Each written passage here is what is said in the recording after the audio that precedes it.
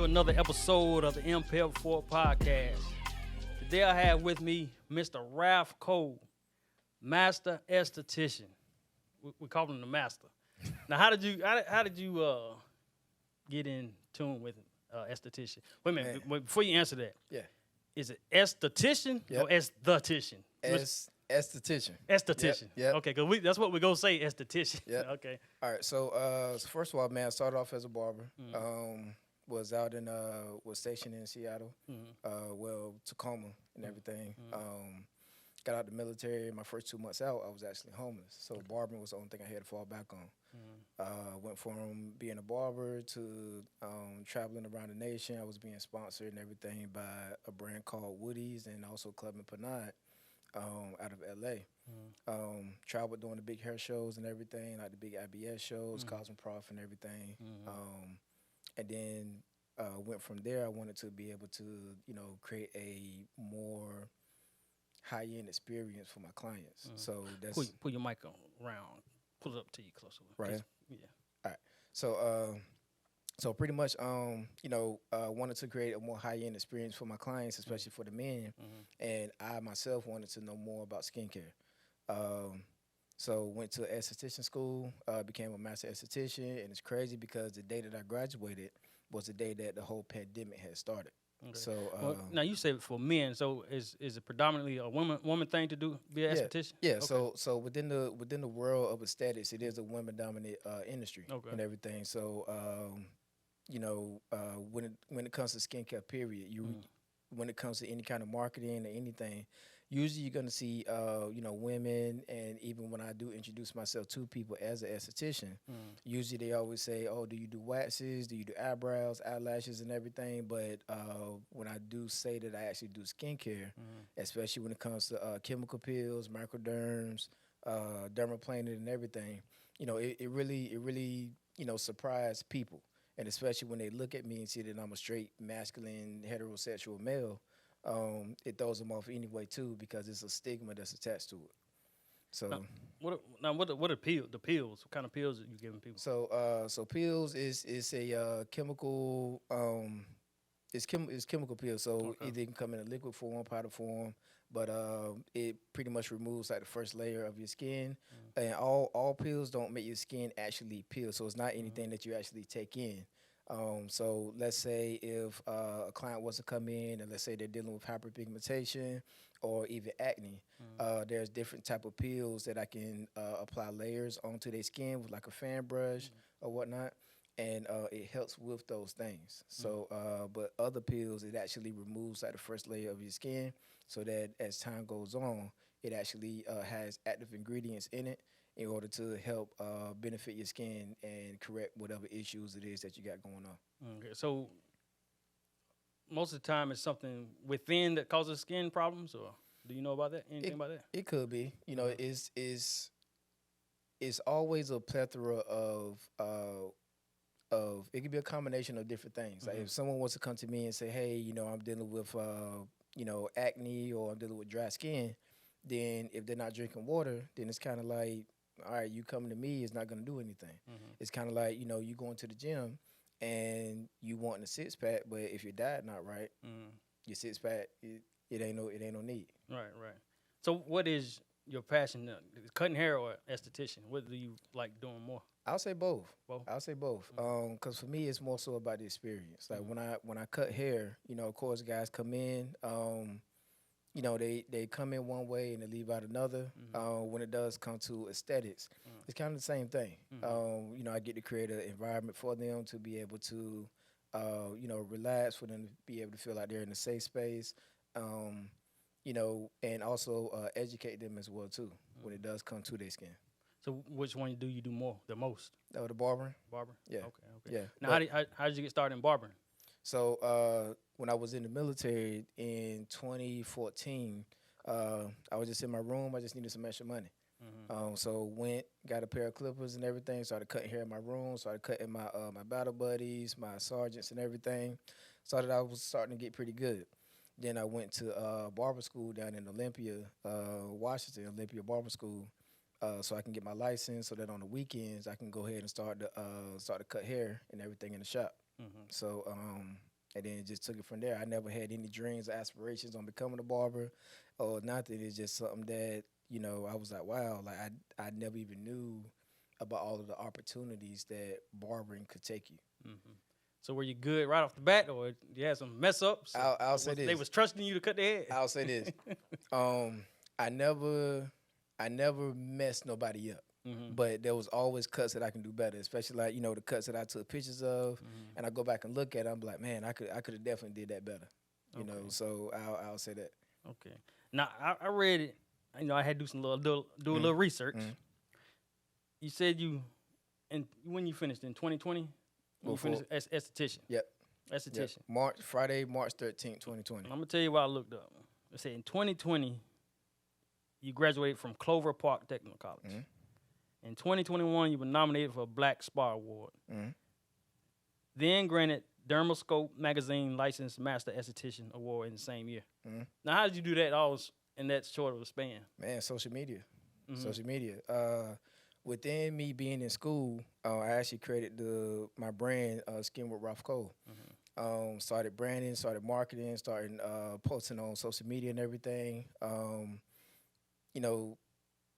I'll say just social media, man, networking. I also started a show during the pandemic called the Learn Me While I Sip show, where I was interviewing estheticians all over the nation and everything, getting stories, asking them about, what's their definition of success, asking them stories about, the trials and tribulations throughout their career and everything. Because me graduating from school and during the pandemic, I wasn't able to actually get like any kind of experience working in a spa myself. Like we had a spa while we was in school, but me actually being in the industry itself, I wasn't able to. So me being able to, collaborate with other estheticians and even going to different events. Like it was one event that the spa brunch, and it was some other things I did like in South Carolina and everything. I met some amazing people within the industry. So I'm still puzzled on how you came so good so fast. Yeah. Well, I mean, when it does come to this, I'll say my barbering background also helped out too. Even when it comes to the education part, like the difference between, I'll say this, the biggest difference between the barbering industry and the aesthetics industry with barbering is based off of technique. And it's based off of your individual skills. When it comes to aesthetics, it's more so about education. So you're more so, and then plus it takes time too. You have a client to come in, you don't know what that client does at home, you don't know what products it is that they're using. You really don't know, compared to a client that you never seen before sitting into your chair and he asks for a fade. You can do that. You did it 1,000 times. You can just do it. You really don't need to know anything about what it is that he's doing at home. You don't have to prepare him to say, hey, at home, here's what I need for you to do. Nothing like that. With aesthetics, if a client comes into me and say, hey, Ralph, I want to get more of a glow to my skin. Okay, cool. Well, here's what we can start you off with. Here's what I need to see you again. Here's what products I need for you to do at home. Also, too, make sure you're drinking your water. Also, too, how's your diet? Where's your stress levels? You know what I'm saying? So all of that is a combination of, when it does come to aesthetics, what all more goes into it. Okay. So do you use your own products that you made or other products? Yeah. Or So both?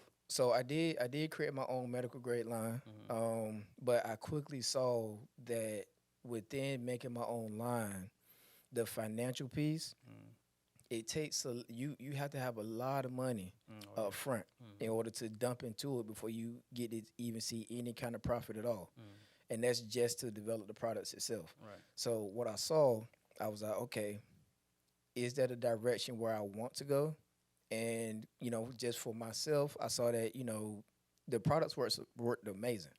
But when it does come to, how much money it takes to continue to dump into it and not be able to see any kind of profit back for a while, I decided to discontinue it. So the product line that I do love to use is Lyra Clinical and also IS Clinical as well too, which both lines here in North Carolina is really not a line that a lot of people know about, but I love to introduce the line to people so that they can see the results.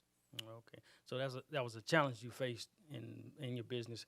Mhm. So as far as the product, making the product, or any other challenge you ever faced in the esthetician Yeah, world? clientele. Like Okay. even with me coming from Washington State all the way from across one side of the country to coming here, Mm-hmm. clientele is well, once again with me not being able to have that experience and Mm-hmm. everything within the spa industry.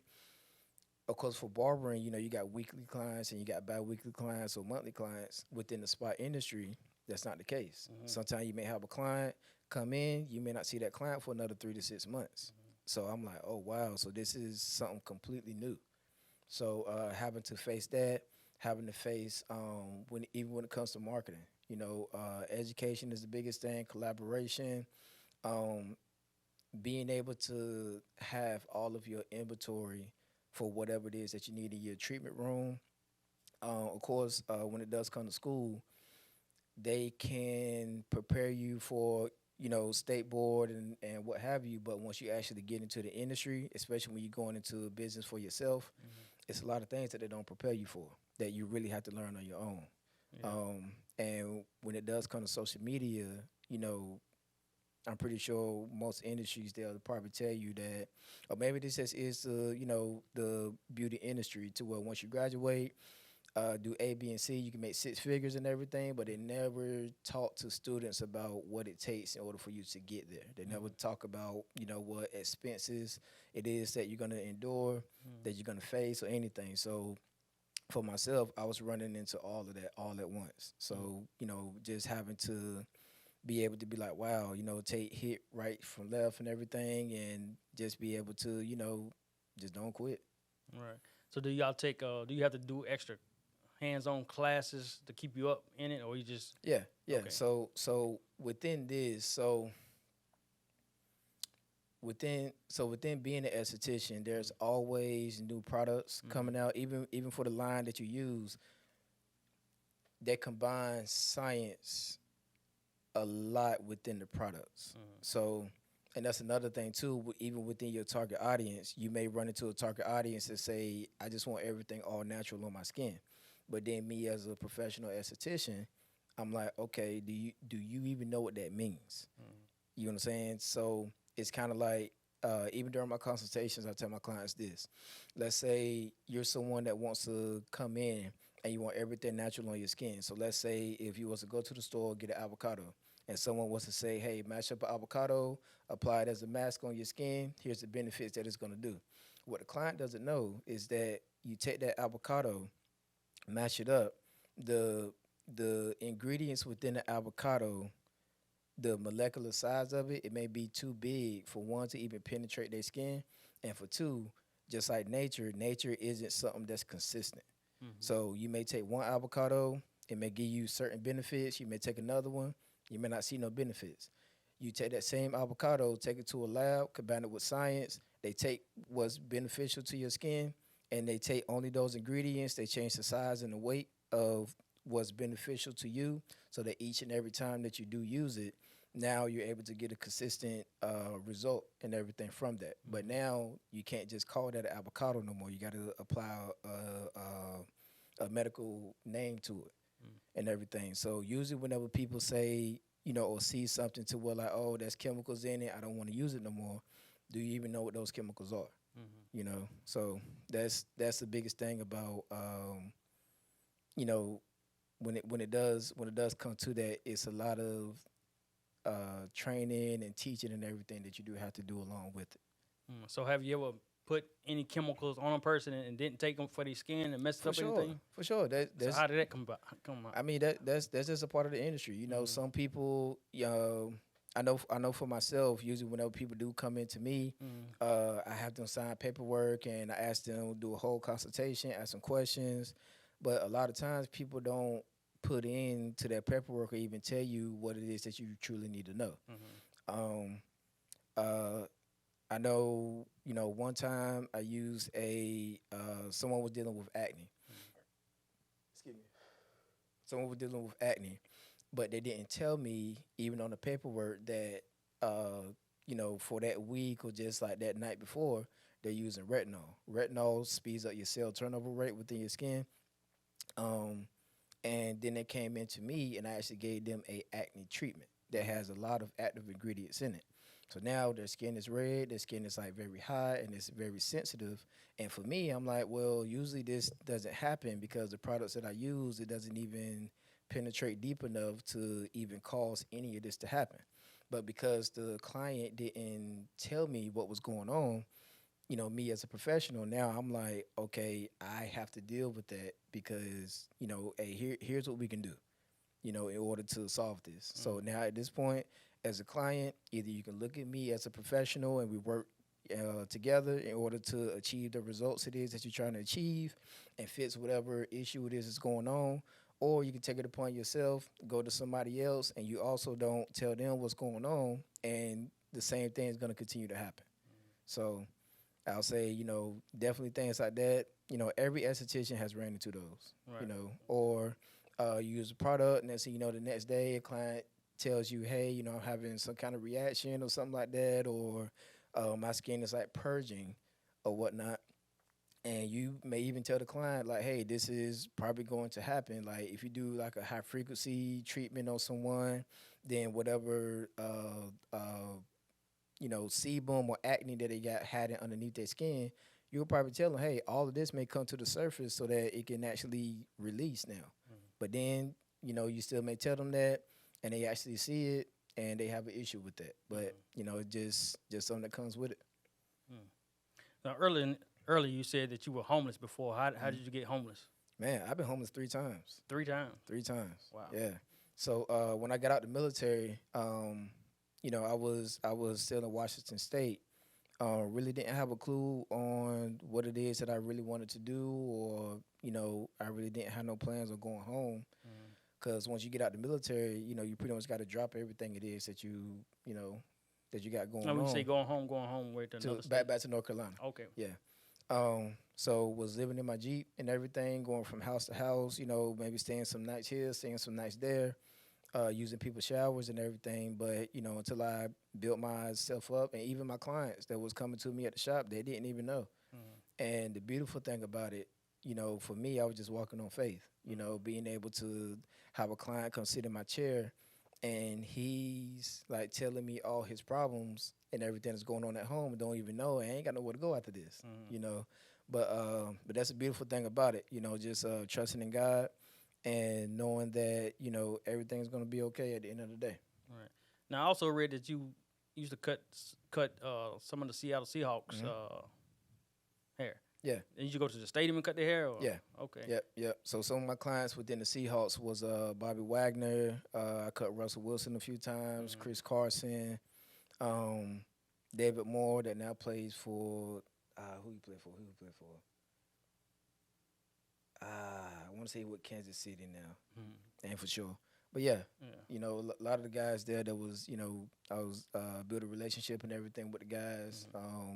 It's crazy because Bobby, one time I had my daughter, because I got a daughter too. She's 10 years old, and it was one time that she was up there with me, and during that time I was a single dad, and I just had to tell him like, hey, it was late one night. He had to fly out to L.A. the next day. And he was like, hey, man, can you come cut me? I said, I got my daughter. He said, it's cool. Is it cool if I can bring her? And my daughter was, kind of cold in the locker room. And he actually, went, got a hoodie and everything, gave it to her and everything. I said, man, I appreciate that. So, yeah, so shout out to Bobby. Yeah. So what made you want to leave that type of clientele to come back to North Carolina? So I can be closer to my daughter. Okay, so where you from? I'm from Elizabeth City, North Carolina, but my daughter lives in Charlotte. Okay. So, so the crazy part is September 2019 was when I actually made the decision to, all right, September 2020, I'm in a position now to where I can finally move back home and everything, but I'm going to go to Charlotte so I can be right close to my daughter, so I can be close to her because, with me being stationed in Washington, that's a huge difference. But once the pandemic happened, I had to make a decision, man, because all of my plans got completely messed up. So now I'm up in Washington State. having to decide if I'm gonna stay in Washington and continue like the success and everything within my career, or am I just gonna sacrifice all this and drive across the country so I can be closer to my baby? So yeah, I am. So how did you become homeless the second and third times? Man, I would say, well, even when I got here, I had a cousin. He let me sleep on his couch and everything. And even you know just just some mistakes, even running into financial, issues and everything, not planning things out correctly, things within that nature. So you didn't have any family, other family you could, when you came back home, you could stay with or anything like that? My family back in Elizabeth City, so you weren't going back that way? I would love to move back home, actually. And the reason why I would love to move back home is it's a lot of stuff within my community, man, that I just want to do, especially within the youth. With me being from a country city like Elizabeth City, where you usually don't see a lot of opportunities or a lot of options and everything, to where you don't even know how big the world is.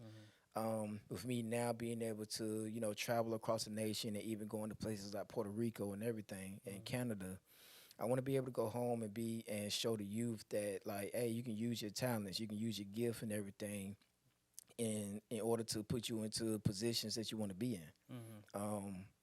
And, just be able to create opportunities and everything for them, whether that's, podcasts, whether that's, whatever. Esthetician. Being an esthetician, being a black male esthetician, period. Like, hey, this is something that is a possibility. Right. Now, do you get any slack for being an esthetician? From other men? No. I don't. I don't. Usually they'll probably ask, but I can definitely see people's faces whenever they hear that I am an esthetician, and they're like, it kind of throws them off because they wouldn't expect for me to be an esthetician. But they were like, and then they want to learn more. For one, a lot of people never even heard of an esthetician. Right. But then once I tell them that I am, then they're intrigued to want to know more now. So somebody asked me, I told them I had an esthetician coming on the show. They said, do eyebrows? Do you do eyebrows? I don't do eyebrows. I don't do no waxing. I don't do none of that. No. I just strictly just do skincare. But one of my favorite services to do is the facial massage. Oh, really? Yeah, the facial massage. The reason being is you never know how much stress people is going through or dealing with in their lifetime. And being able to actually give someone a facial massage, man, like, I've had clients cry. I've had clients like Ralph, I just need to stop. I just need to stop right now.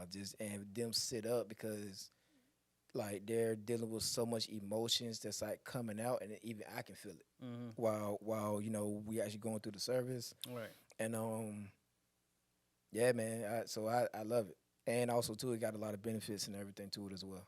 All right. Now, do you have men customers too? Yeah. Because I don't even, when I go get a massage, you don't want no guy. Straight women. I don't want no men. Yeah. That's why I'm like, okay. Yeah. I mean, it's definitely. You don't feel weird or nothing? Nah. Okay. Nah. Like, I've had clients that, do live a different lifestyle and everything come in. I've had clients that, that's their first time and everything coming in. They never even had any kind of services like that. Just want to try it out. And I made everybody feel comfortable no matter what, lifestyle you live, like, whatever decisions it is that you make. I treat everybody the same. Women too, even when it comes to women. Right. Whether they, whatever lifestyle it is that you live, I just treat you the same. Right. Okay. Yeah. No, I'm picturing the man part. Okay. Anyway, so what do you think sets you apart as an esthetician? I would say what sets me apart, man. I would say for me, same thing with the barber, man. It's about the experience. When you come in, for one, you come into a welcoming environment. Actually sit down and actually walk you step by step exactly what's going on so that you can know. Um, whatever questions it is that you got and everything, I'll answer it. And whatever questions I don't know, because I don't know everything. Right. I don't. Mm-hmm. I'll sit there, do that research and everything with you so that you know every single thing that's happening. Um, so that you can feel comfortable within yourself. And even, if you do choose to come back and everything, then, I prepare you for, with whatever material it is that I got. Send you home with some samples and everything so that you won't feel like, well, I don't know what to do from here. Um, yeah. So I'll say that's definitely what sets me apart. Okay. So I also read that your backup, if you wasn't a barber or esthetician, that you would like to be a movie producer. For sure. For sure. What makes you think you could be a movie producer? Like I've always kind of like been that person to where whatever images that's in someone's mind or whatever visions it is that people see, I want to be able to help you make that come true.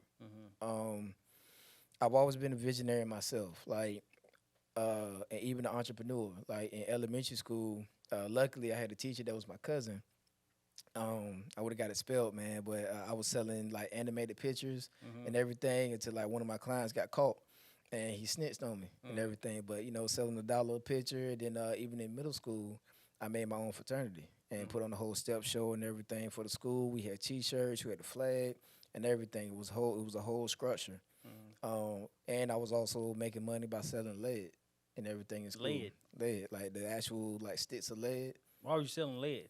Well, for what? Like for art or something? Well, right. Yeah, so you remember like the lead pencils and everything like that everybody used. For me, I looked at it to like, all right, I don't want to sell T-shirts. I don't want to sell candy.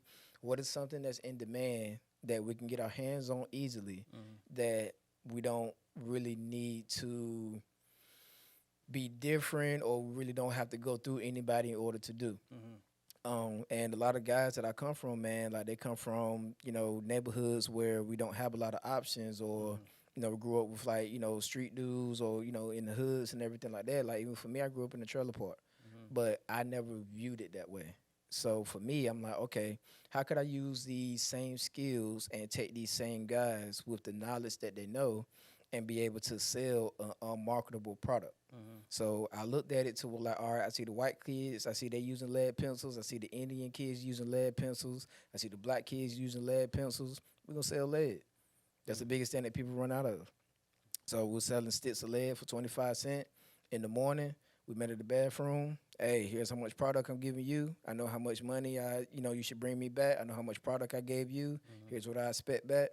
At the end of the day, man, each week, man, I made sure like we were probably making about $30 a piece each week selling lead. So that probably was your start of entrepreneurship. Yep.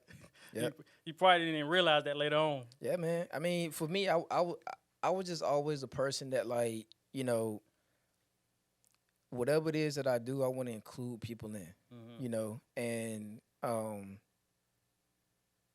whatever gift it is that you got, come and use your gift and everything. Like let's all work together in order to make the same dream and everything happen. Because like I said, I'm a huge believer to where like whatever your gift is, use it. So it's like for me being a filmmaker or a movie producer, everybody got a story. Right. You know what I'm saying? Everybody has a story, and there's a message and a blessing within every single story. So for me to be able to take those stories and be able to make it into something visual and everything, and be able to make the message clear on what this story is about, man, that's definitely something that I would love to do. Like some of my favorite movies is Tarzan, Forrest Gump, and Tarzan, Forrest Gump, and the third one is always iffy, man. But either I'll go with Shotters or Coming to America, or Belly. But even within those, even when I say Tarzan, a lot of times that's my number one. But even with Tarzan, a lot of people just see Tarzan as a character and everything, but they miss out on all of the messages and everything that the movie is showing. whether that's love, whether that's actually showing love, giving love, uh, uh, going without love. Um, it shows about male testosterone. It shows, the relationships of fatherhood, and it shows how, men and women. It shows how to where, like, not being accepted from a community, but also being able to put your ego and pride to the side in order to. You saying Tarzan shows all this? Yeah, man. I ain't never really watched this. Man, go back and watch Tarzan and watch it piece by piece. Literally, watch it piece by piece, and it even shows the relationships between like sons and mothers and everything. Yeah, like, and it shows how two worlds kind of clash together. Like Tarzan, it shows a lot. Never heard nobody say that. Yeah, man. I actually kind of rewrote kind of like a different kind of look and take on Tarzan, making it into reality, but being able to take each topic and everything and apply it to to today's world and the things that we're dealing with now. And I don't know if I'm gonna pull the trigger on it yet, man, but I already got like the poster picture and everything. So I don't know if I'm gonna do it yet, but definitely go back and watch it for sure. You'll definitely see it from a whole different light. So that you haven't actually tried being a producer or making movies, doing anything like that? I mean, I've dabbled with like editing my own videos and stuff on YouTube. But as far as like putting like an actual movie together, not yet. And I'm gonna say yet. Right. Yeah, right. it's gonna happen. It's gonna happen. Okay. So back to the esthetician. What would you give an upcoming esthetician? Any pointers, anything like that? I would say, for one, whatever it is that you want to do, make sure that. So I often go and speak to esthetician schools, and usually what I see is, and I ask these questions to where like, how many estheticians want to go and be your own boss as soon as you get out? They raise their hand. So I'm like, okay, cool. Why you want to be your own boss?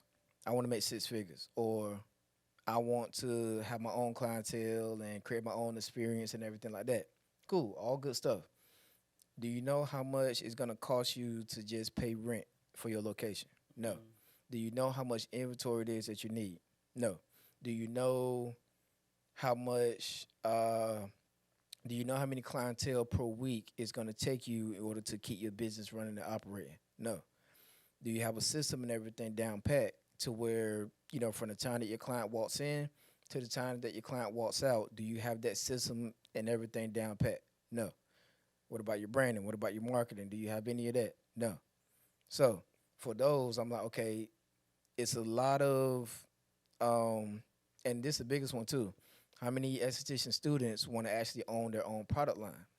They raise their hand. Why? Well, I want to know what's going on my client's skin. Okay. And you want to make money from it too. All right, cool. Do you know how much money it's going to take you just to be able to get the bottles and everything that your products go into? No. Do you know how much money it's going to take you for the labels? No. Do you know how much money it's going to take and how much time it's going to take you just to perfect the product itself that goes into the bottles? No. Wait a minute. That's a lot of no's. So that kind of discouraging for them to. But it's not. But see, the thing is, though, they look on social media and they see these success stories, but they don't know about all the expenses and everything that comes on the back end. Right. And from my experiences, that's why I want to be able to go and talk to them and be like, hey, here's the things that I ran into. Here's the lessons that I learned and everything. And here's all the things that I wasn't prepared for when I came into the industry. So with me being able to come and be blessed enough to talk to y'all, I want to be able to prepare y'all for this, to show y'all that when it does come to the success stories that you do see on social media, here's all the stuff that they may not tell y'all. But I want to make sure that y'all are prepared for all of this, And a lot of them, they definitely started to see it different, but with me being able to introduce them to that, now they can step back and be like, okay, so there's a lot more preparation and everything that I need to do prior to me pulling the trigger on this.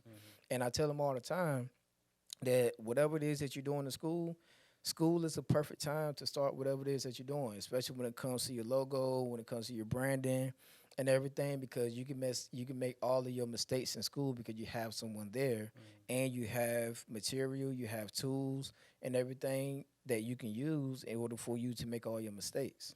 When you get out into the industry, you may not have that. Whether you're going to work at the massage envies or uh, uh, uh, whatever the other places is and everything, like you're there and they're not gonna prepare you for it. You know, of course you're gonna go through your trainings and everything, but for the ones that do want to step out there and go out there on their own, straight out of school, they're really not prepared for it. They don't even know, you know, even when it comes to the Q-tips and the extraction machines and tools and everything like that, they haven't calculated none of that because the school just have it there for them to use. Right. And what you think about business funding? You know, getting loans from the bank as far as, you know, for their business, open up business accounts where they're able to get a business credit card or something like that. You think that's good? I know For sometimes you can get loans from the bank, but you don't want to necessarily put all your money into that account, or as far as borrowing a lot of money because the business might not come back. So I would say, you know, that's always it's always you know. Did you ever try that? I never tried it. You never tried it? No. I never got a loan for anything. The only loans that I did get was, you know, using Square whenever they hit you up and be like, hey, you qualify for this amount. Yeah. All right, bet, you know. Right, But as far as me going to the bank to get a loan for anything, I've never done it. Knowing what I know now, I would say I wouldn't do it straight out of school if I'm just now trying to figure everything out. Yeah. I wouldn't do it. If you're someone that does do that and you have a safety net, then do it. But make sure that you write out a plan, and not just a plan that's just for right now. Write out a plan that's gonna, you know, take you out for like 3 years and everything, because you're gonna have those times where, you know, clientele is gonna be low. You may have a good week, you may have a terrible week and everything. So how are you gonna recover from all of that? Right. Yeah. You know, and being able to, you know, put money toward your marketing, being able to do all of the things. Like, even if you do get a business loan, I would say, you know, make sure that you have a list of, you know, at least 25 ways that you can market yourself and everything that doesn't cost any money. Yeah. And make sure that you have all of those in your business plan so that now when it does come to the money, you're good. Yeah, you especially have to be able to go somewhere and work first and build up a clientele. Sure. Because, like you said, sometimes people go get these business loans without a plan. Yeah. Then then they stuck. Yeah, you know, then they stuck. Right. But, you know, and even if that does happen, you're okay. Right. You know, you're okay. You know, it's lessons that you learned from it. Now you can sit back and be like, oh, okay, because failure, here's the thing. When it comes to quote unquote, I'm gonna say quote unquote failing, sometimes that failure is always the best thing, because now you can take what it is that you did or didn't do and look back and be like, oh, okay, so now the next time that you do it or try to attempt it, now you know exactly what it is that you need to do. And then you can teach other people. And you can teach other people. Yeah. Like you do when you go back and talk to them about, you know, do this, what I went through. Yeah. You know? Like whenever I go whenever I go talk to the students and everything, I'm not there to, of course I'm there to give them motivation, you know, on the front and the back side. Right. But even within it, I'm gonna tell them about my failures within my, you know, career and everything. You know, hey, here's where I mess up at. Right. So when it comes to you, you know, and I do it on an individual basis. So we're like, hey, what is it that you want to do? Okay, cool. You know, have you thought of this? A, B, and C. You know, and be able to give them that real truth about the industry. Okay. So I was gonna ask you what's next for you, but I think we already know what's next for you. What's that? The movie producing. Honestly, you know, what's next for me, I really do want to get into, you know, more so public speaking, being able to create platforms, you know, just like you doing, to where, like, you know, people that I know that's, you know, gifted, people that I know that has a story and everything can come up there and be able to get that shine and everything it is that they need, be able to use their gift in order to prepare them to, you know, whatever level it is that they're trying to get to. 'Cause that's the biggest thing that's needed. Right. Now, a lot of people I done had on my podcast been locked up. You ain't been locked up. Been locked up before? No, I ain't been locked up. Okay, yeah. I ain't been locked up. Yeah. But one thing I do want to say that me and Ralph, I met Ralph when was it last year? I think it was last year. Last year. 2 years ago? What's it, 23?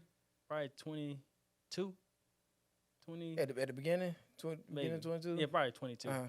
Me and Ralph, we met each other, and we was go do some things together. Mm. But we had our differences. Mm-hmm. And one thing I like about this interview is we're able to come and talk now. Yeah.